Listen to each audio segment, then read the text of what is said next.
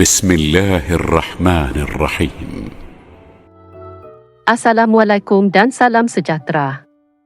Kali ini kami membawakan satu lagi kisah menarik dalam membongkar kisah sejarah. Seperti apakah kisah ini? Jom mari sama-sama kita saksikan apakah kisah sejarah bangsa kita untuk kali ini. Dan kisah kali ini ialah sejarah awal suku orang laut Bajau Samah, Sabah, Borneo.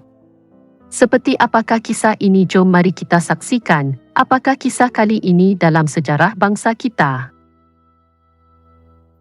Suku Baju, Bajus, Bajur, Bajau, Bajak Laut, Orang Selat, Sama Laut, Gipsi Laut, Si Gipsis, merupakan nama-nama lain yang merujuk kepada satu suku pribumi di Sabah, iaitu suku Bajau. Suku pribumi ini merupakan suku kedua terbesar populasinya di Sabah selepas suku Kadazan Dusun.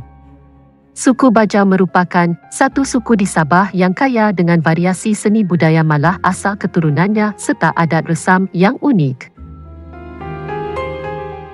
Ramai pakar-pakar antropologi berminat untuk mengungkai sejarah suku Bajau ini kerana dikatakan sehingga sekarang terdapat banyak teori-teori mengenai mereka namun tiada yang begitu jelas dan mudah difahami.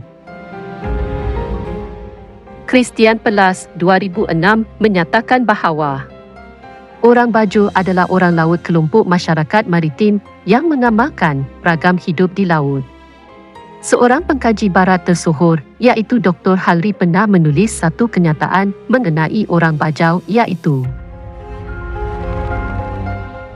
they are a colourful people in many ways, combining a skill at weaving and good carving with good horsemanship, and in former days a propensity for piracy, which subsequently gave place to cattle lifting.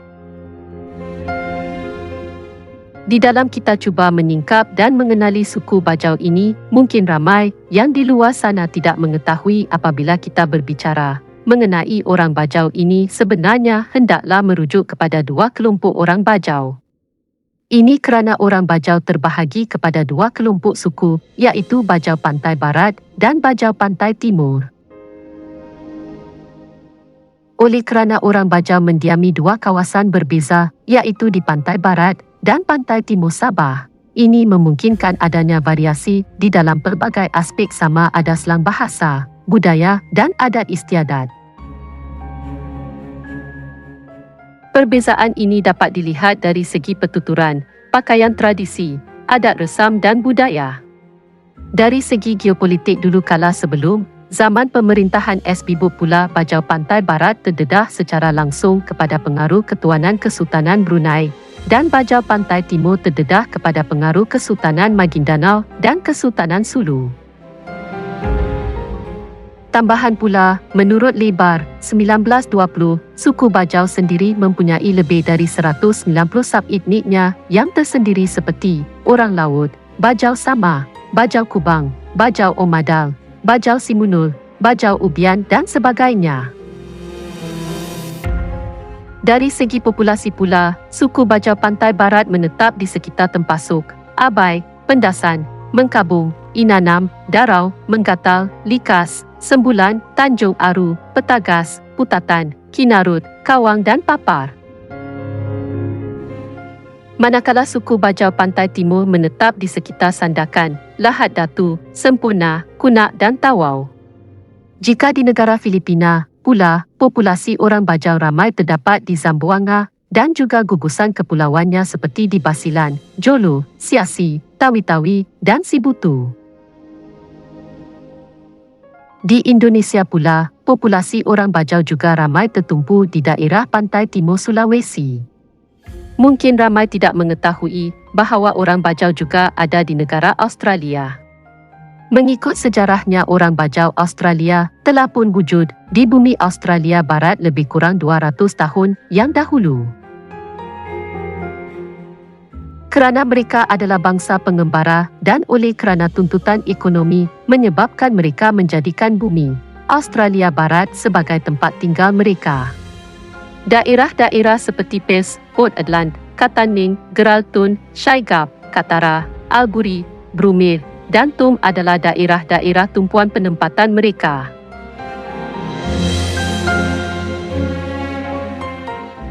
oleh kerana minat yang mendalam para antropologi di dalam cuba menyelidiki apakah itu orang Bajau, maka istilah nama Bajau itu juga mempunyai pelbagai teori yang cukup memberangsangkan. Menurut Sobhir, yang merujuk kepada nama Bajau itu berasal daripada satu perkataan Bugis, iaitu waju. Waju bererti orang yang bergerak secara kumpulan. Pendapat Sobhir ini juga turut disahkan oleh seorang lagi pakar antropologi, iaitu John Crawford, yang menggambarkan orang Bajau sebagai main dead go anthropes.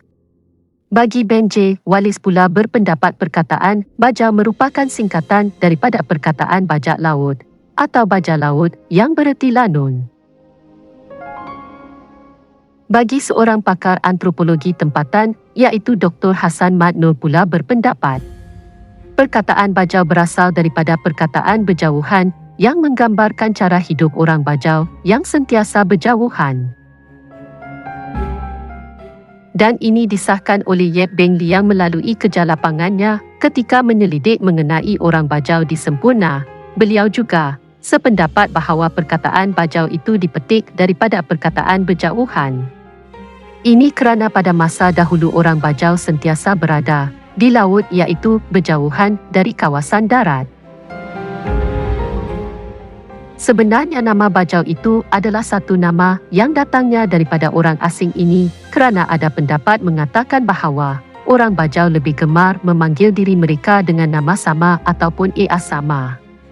Hal ini diperkukuhkan oleh satu kenyataan pakar antropologi dunia, iaitu Santir, dan berkata, The generic label they apply to themselves, at least in Sabah, is Sama or Ayasama, or dialect variants of these arms. To my knowledge Bajau and Somel are never used in self-reference among the Sama themselves, although most know these terms are used by outsiders and frequently use them when speaking to non-Sama. Menurut Yap Beng Liang pula melalui kerja lapangannya di Kota Belud menyatakan bahawa penggunaan istilah sama di dalam mengenali diri mereka di kalangan orang Bajau sendiri juga diguna pakai bagi masyarakat Bajau di Kota Belud. Dan melalui penceritaan lisan pula di kalangan orang Bajau Kota Belud juga menjelaskan bahawa penggunaan sama itu merujuk kepada satu peristiwa yang mana mereka bertemu di satu kawasan setelah sekian lama tidak berjumpa. Mereka sering menganggap mereka dari keturunan dan etnik yang sama namun tinggal berjauhan antara satu sama lain.